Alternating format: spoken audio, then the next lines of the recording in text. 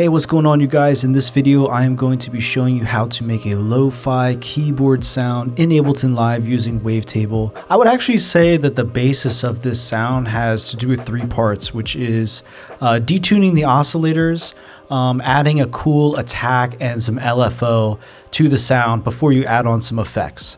We can see here on the left side that there's a lot of movement going on. So I've turned on the sub oscillator, turned the gain up, turned the tone up. It's about an octave down. That's adding some body to the sound of the two oscillators. And you see that they both have this movement going on, this sort of yellow line. So first what you want to do is oscillator 1. You're going to go to the sub 2 oscillator. You can really pick just where things sound right for you. I'm also using no primes, which is almost like an FM sounding oscillator. And notice how they're detuned down quite a bit. So then we go to our filter, and you can see here that it's just a basic low pass. I've added a little bit of resonance, but look at the drive knob. When you change your filter to OSR, I feel like, is the best sounding filter in Wavetable. It gives you the drive option. So you want to turn the master volume down and then turn the drive all the way up. So you're basically adding in a lot of drive and saturation to the sound right at the filter stage. The next part is really the crux of how we create this sound, which is in your envelopes and your LFOs. So the amp envelope you can see here has no sustain. In my opinion, a polysynth sound becomes a keyboard sound when there's no sustain. It sounds like what would happen on a piano keyboard. You would hit the note and it would sustain for a while, but it would decay. It would not sustain indefinitely. And you can have a little release there if you want it to be there. The next step is the envelope 2. This is the one that we're going to tag to certain elements on the interface of Wavetable. And you notice how it's much shorter. It kind of looks like a short blade.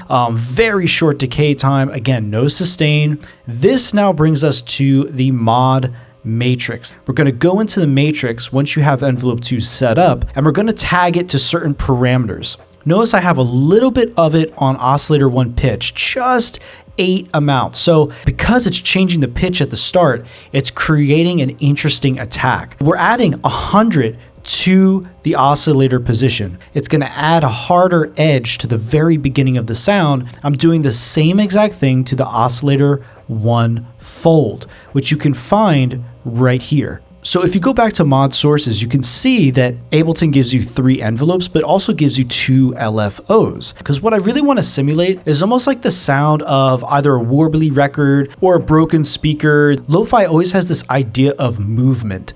And it's funny because with the synthesizer, everything is about movement. It's about tagging and modulating things. Go to LFO 1, and you can see the way I'm setting it up. I have it really set up where the attack is right at 0.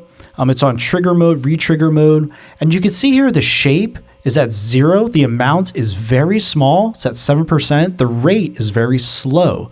It's at, I believe this is a quarter note. And we're using at 1.9 on oscillator 1 pitch. So it's slowly changing the pitch of the oscillator. So we go to oscillator 1 warp. Again, just 27, slight modulation. Oscillator 2 phase width. If I go to oscillator 2, go down to classic, you're going to have to set this up. If it's on none, you got to go to classic. And then I'm tagging. You click this on the interface. It will pop up in the mod matrix.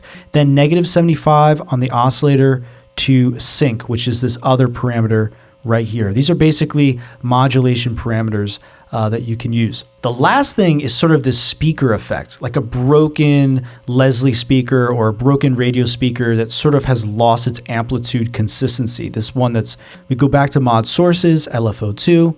This is using a square wave. It has this sort of off-on effect, as opposed to the sine wave in LFO1, which is that smooth squiggle. So when we do that with LFO2, you can see the attack is also at 0. It's on re-trigger mode, and it has a very fast rate. And I'm tagging that to oscillator 1 position, and that's why it's moving around so much.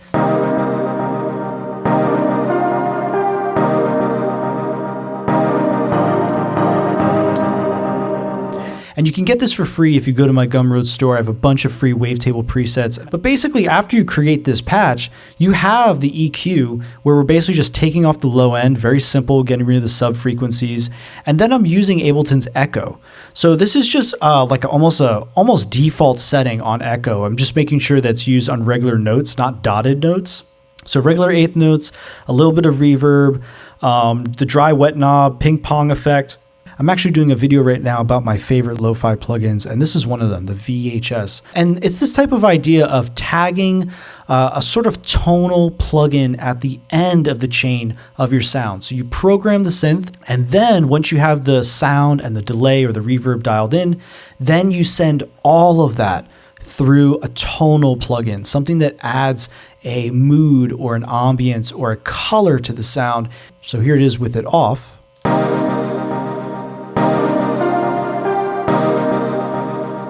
And here it is with it on.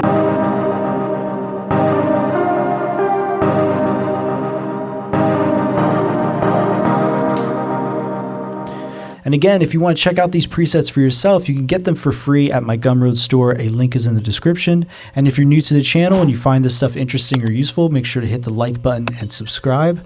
And yeah, I'll see you in the next video. Have fun.